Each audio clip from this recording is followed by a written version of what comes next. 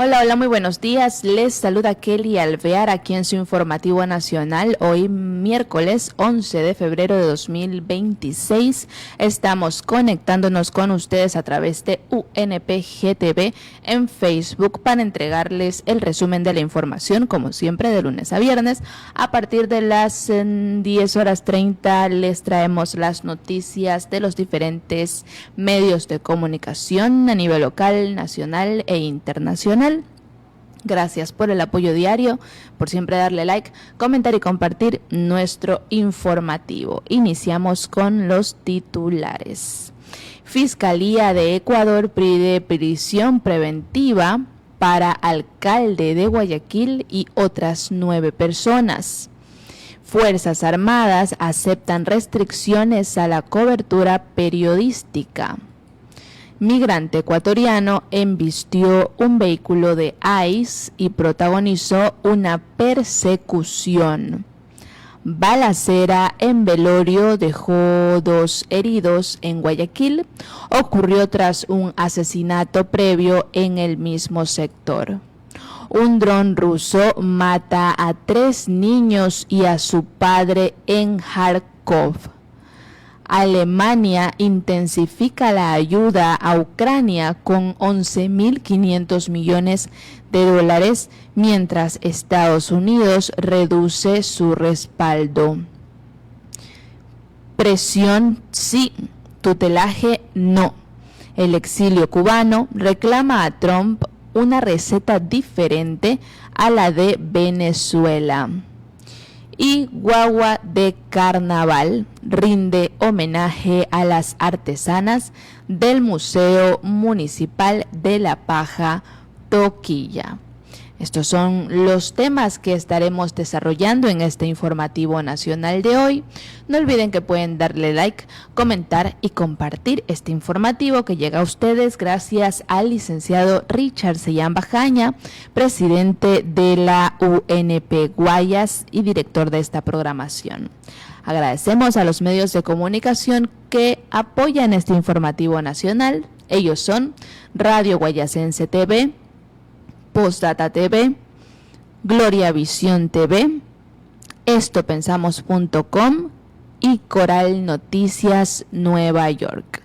Gracias por el apoyo a este informativo y a toda la programación de la Unión Nacional de Periodistas, Núcleo del Guayas, canal oficial UNPGTV en Facebook. Iniciamos con el desarrollo de las noticias. Fiscalía de Ecuador pide prisión preventiva para alcalde de Guayaquil y otras 9 personas. La Fiscalía General del Estado pidió este miércoles la prisión preventiva para Aquiles Álvarez, alcalde de Guayaquil, la ciudad más poblada de Ecuador, detenido el martes junto a 2 hermanos y otras 8 personas, y en un caso que investiga presunta delincuencia organizada con fines de lavados de activos y defraudación tributaria. El Ministerio Público solicitó la misma medida para otros 9 detenidos en el denominado caso Goleada, mientras que para uno más pidió arresto domiciliario por tratarse de una persona de edad avanzada. La Fiscalía señaló que en su cuenta de X que motivó su petición a la necesidad de neutralizar riesgos procesales, pues se investiga un entramado societario complejo que ha corrompido a funcionarios y evadido el control de instituciones estatales en torno a la comercialización de combustible. Álvarez, una de las figuras más visibles de la oposición al gobierno de Daniel Noboa, llegó a la alcaldía a la mano de la Revolución Ciudadana, el movimiento político liderado por el expresidente del Ecuador, Rafael Correa. Ramiro García, abogado de Álvarez, cree que la detención responde a una persecución política y se ha usado para distraer la atención del juicio político pedido por el correísmo en la Asamblea Nacional contra el presidente del Consejo de la Judicatura, Mario Godoy, por un supuesto incumplimiento de funciones, principalmente por no proteger al juez Carlos Serrano, quien denunció presuntas presiones para favorecer a un narcotraficante en un juicio. El martes, el letrado había tildado de barbaridad, una aberración total, la posibilidad de que ordenen prisión preventiva contra Aquiles Álvarez, en el caso Goleada, en el que también detuvieron a 2 de sus hermanos, Javier y Antonio, este último presidente del Club de Fútbol Barcelona, que ha designado ya a Miguel Montalvo en el cargo de forma interina. Entre las evidencias recabadas el martes en los 11 allanamientos realizados en la provincia del Guayas, figuran dispositivos electrónicos y alrededor de $160,000 en efectivo. García avanzó el martes que ni un centavo del dinero en efectivo se halló en la casa del señor Álvarez. La fiscalía aseveró que en el momento de su detención el alcalde no estaba usando el grillete electrónico ordenado por el juez en el caso AAA, hecho que el abogado atribuyó a que estaba cargándose porque normalmente se carga, como el celular en la noche, y descartó que pudiese ser sancionado por ello. Bien. Seguimos con las noticias. Cuéntenme en los comentarios qué opinan ustedes acerca de esta situación por la que está pasando el señor Aquiles Álvarez, alcalde de la ciudad de Guayaquil. Esta primera noticia la hemos leído de El Oriental de Monagas.com. Ahora, El Comercio nos dice que las Fuerzas Armadas aceptan restricciones a la cobertura periodística tras hacerse público un documento en el que el Comando Conjunto de las Fuerzas Armadas establecía lineamientos a los comandantes, las 3 ramas terrestre, aérea y naval, sobre los medios de comunicación que podían ser acreditados y los que no. La institución se pronunció aceptando que las disposiciones se emitieron, pero con el fin de organizar las coberturas.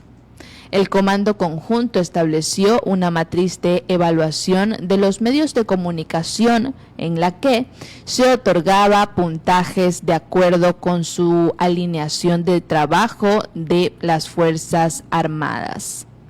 El objetivo de la evaluación era contar con una herramienta técnica que permite evaluar, clasificar y decidir la acreditación de los medios de comunicación para eventos institucionales de las Fuerzas Armadas, para alcanzar los 100 puntos que garantiza el ingreso a todas las coberturas. A los medios se les analiza lo siguiente: línea editorial, tratamiento informativo histórico, rigor informativo, impacto y alcance, conducta profesional y postura institucional. Tras sumar los puntajes, se clasificaba a los medios así: de 80 a 100, de medio apto a afín, de 60 a 79, medio apto condicionado, y de 60 y menor a 60, medio no apto para la acreditación. En el comunicado que este 10 de febrero emitió el Comando Conjunto, se instó a los medios a respetar los procedimientos establecidos para el manejo y difusión de documentación oficial, recalcando que el documento se difundió sin autorización. Además, se recalcó que las disposiciones emitidas en materia de acreditación, evaluación y gestión de medios no tiene como propósito restringir, limitar ni impedir el ejercicio del trabajo periodístico ni afectar el derecho a la información. Por el contrario, su finalidad es ordenar, planificar y garantizar que la labor informativa se desarrolle de manera adecuada, oportuna y segura durante los eventos oficiales organizados por las Fuerzas Armadas, señaló la institución militar. Bien, seguimos con la información y por otra parte, el Servicio de Control de Inmigración y Aduanas, ICE, por sus siglas en inglés, difundió las fotografías de 2 migrantes de Ecuador detenidos en las redadas migratorias. Uno de ellos está identificado como John R. y según un reporte de ICE, este embistió un vehículo de esta institución y protagonizó una persecución vehicular calificada por las autoridades como temeraria. Finalmente, fue arrestado por ICE Boston en cooperación con la Administración de Control de Drogas, DEA, y la Agencia de Alcohol, Tabaco, Armas de Fuego y Explosivos, ATF, de Boston. De acuerdo con el ICE, el ecuatoriano consta como un objetivo prioritario debido a su historial criminal. Intentó evadir su arresto embistiendo violentamente e intencionalmente a un vehículo de ICE. También consta, sin importar la seguridad de los agentes, el mismo o el público en general. Reino luego lideró a los oficiales y agentes en una persecución vehicular temeraria, eventualmente dejando su vehículo en marcha y huyendo a pie. ICE lo aprehendió de forma segura a pesar de su resistencia continua. Su historial criminal incluye los siguientes cargos: 2 por riesgo de lesión a un niño, violación criminal de una orden de restricción, agresión y violación de una orden de protección. ICE también publicó la foto de otro ecuatoriano detenido. Se trata de Edison B., quien tenía una orden de deportación definitiva en 2014. Lo arrestaron en Minnesota. Este estado se ha convertido en el epicentro de los últimos operativos migratorios de ICE, con varios arrestos de individuos con antecedentes criminales y órdenes de deportación. Según ICE, el ecuatoriano está acusado de conducta sexual con un menor de 13 años, además de otros delitos como agresión doméstica y alteración de orden público. Continuamos y por otra parte, el diario.es nos indica que hubo una balacera en velorio que dejó 2 heridos en Guayaquil. Esto ocurrió tras un asesinato previo en el mismo sector. 2 jóvenes resultaron baleados durante un velorio en el sector suroeste de Guayaquil, específicamente entre la calle 38 y el callejón Maldonado. El ataque, perpetrado por 2 sicarios de motocicleta, ocurrió mientras decenas de personas asistían al velorio de un hombre a quien lo habían asesinado en el mismo lugar menos de 24 horas antes. El incidente se registró alrededor de las 21 horas del martes 10 de febrero, según testimonios de residentes. Los agresores llegaron en moto y dispararon de manera indiscriminada contra los asistentes al velorio. En medio del pánico, la mayoría de las personas huyó para resguardarse, pero 2 jóvenes fueron alcanzados por las balas y cayeron heridos en la calle 38. Una testigo describió la escena textualmente: como locos dispararon desde una moto, eran 2, dijo ella. Minutos después arribaron agentes de la Policía Nacional del Distrito Portete. Los heridos ya habían sido trasladados por particulares a una casa de salud cercana. Vecinos reportaron que los atacantes regresaron al lugar mientras los uniformados recogían versiones, gritando allá está, en aparente búsqueda de una persona específica en el velorio.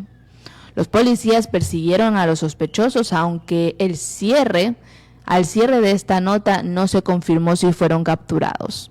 Por temor a nuevos ataques, los familiares del fallecido decidieron trasladar el féretro y los arreglos funerarios a otro sitio. Residentes del sector denunciaron que las balaceras son frecuentes en la zona, mostrando impactos de bala en fachadas de viviendas y señalando que muchas víctimas han sido colaterales. El ataque del martes en el velorio se produjo tras otro incidente en el mismo callejón Maldonado, la noche del lunes 9 de febrero, donde un hombre perdió la vida y 3 personas resultaron heridas. Una joven con impacto de bala, un adulto con herida en la pierna y un niño de 9 años con un disparo en el pie que le destrozó el talón de Aquiles, según moradores. Hasta el momento se desconoce el estado de salud de los 2 jóvenes heridos en el último hecho.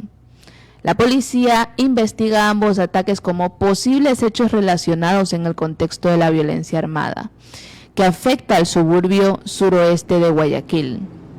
No se han revelado identidades de las víctimas ni hipótesis oficiales sobre el móvil. El suroeste de Guayaquil registra altos índices de hechos violentos, con balaceras y sicariatos frecuentes que generan temor entre los habitantes. Continuamos con las noticias. No olviden que pueden darle like, comentar y compartir este programa que llega a ustedes gracias a UNPG TV, canal oficial de la Unión Nacional de Periodistas Núcleo del Guayas.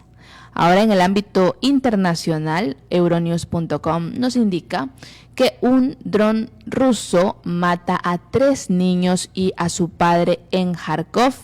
Tenemos un reporte de este medio de comunicación que vamos a reproducir en este momento en pantalla.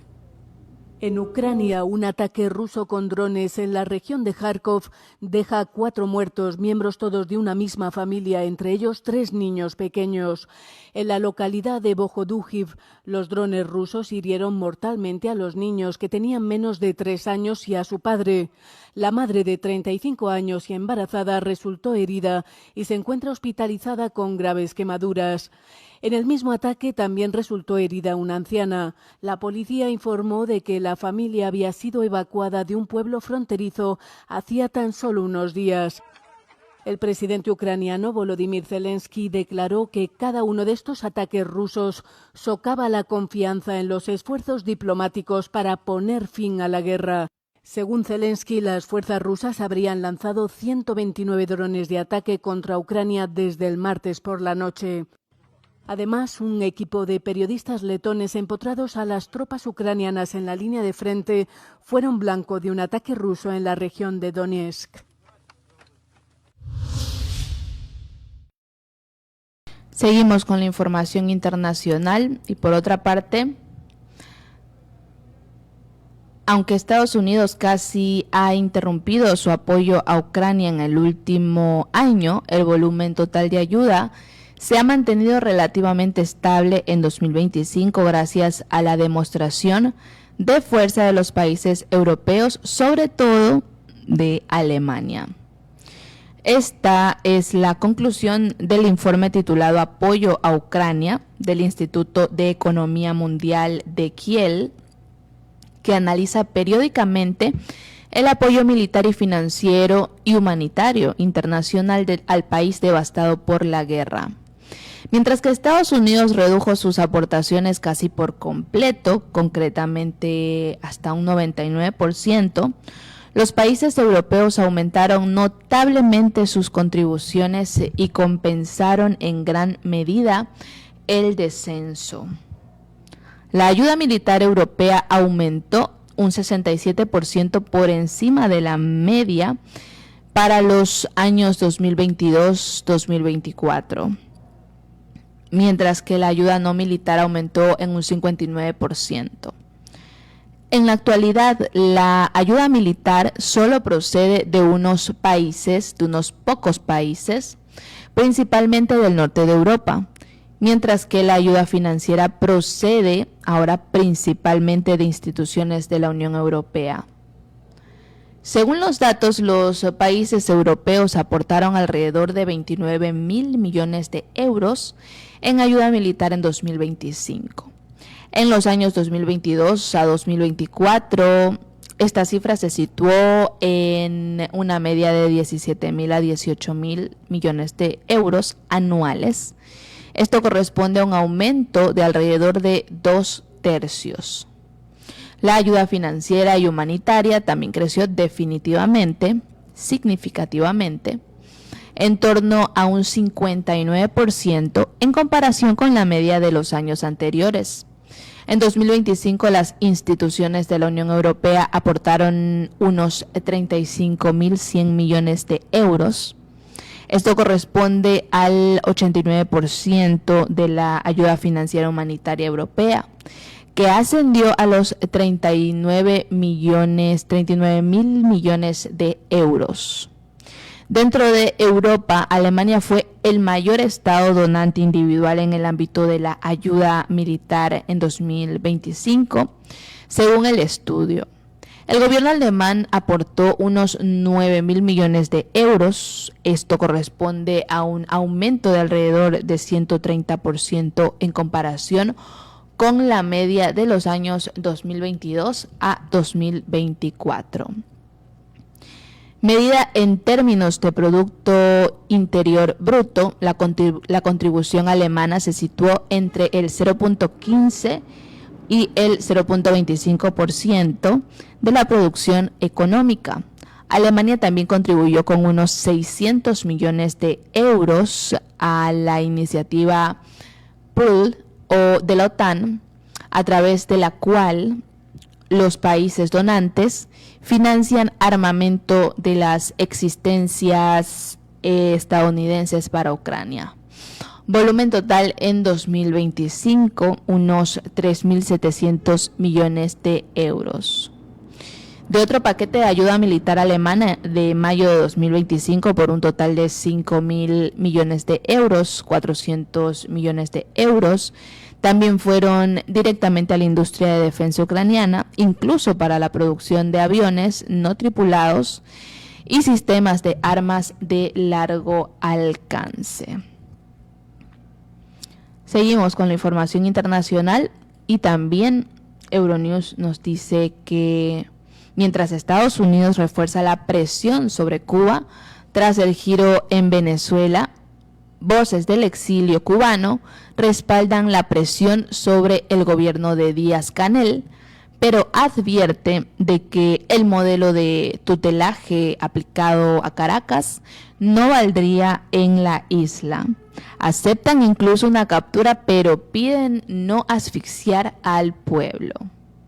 El endeudamiento de la política de Estados Unidos hacia Cuba, impulsado por la administración Trump, tras la captura del ya expresidente venezolano Nicolás Maduro, ha reabierto un debate clave entre los cubanos dentro y fuera de la isla, cómo reforzar un auténtico cambio político sin asfixiar al pueblo cubano. Mientras el presidente estadounidense asegura que Washington está empezando a hablar con Cuba, al tiempo que corta suministros claves de petróleo, representantes del exilio insisten en que la presión es necesaria, pero no a cualquier precio. Pedimos un aislamiento del régimen, pero que la población no sufra. Esa es la cuadratura del círculo, sostiene Carlos Payá, representante del Movimiento Cristiano Liberación y hermano del histórico activista Oswaldo Payá, fallecido en 2012. Porque el régimen, en su soberbia, puede decir, pues ahora tampoco dejo que llegue la ayuda humanitaria, dice textualmente. Pedimos un aislamiento del régimen, pero que la población no sufra. Esa es la cuadratura del círculo, dice textualmente el señor Carlos Payá. El presidente estadounidense Donald Trump ha elevado el tono en las últimas semanas, convencido de que el estrangulamiento energético, tras frenar los envíos de Venezuela y amenazar con aranceles a los países que abastezcan de crudo a la isla, obligará al régimen a negociar. No tiene que ser una crisis humanitaria, creo que probablemente vendrían a nosotros y querrían hacer un trato, dijo el mandatario la semana pasada, antes de asegurar que Cuba volverá a ser libre. Textualmente dice él. Cuéntenme en los comentarios qué opinan ustedes acerca de esta situación.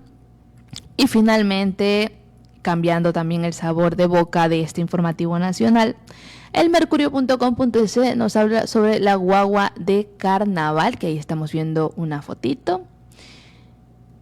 El Museo Municipal de Pajatoquilla y el Sombrero hizo la entrega simbólica de la guagua de carnaval en un gesto que evoca la tradición de la guagua de azúcar de los carnavales cuencanos.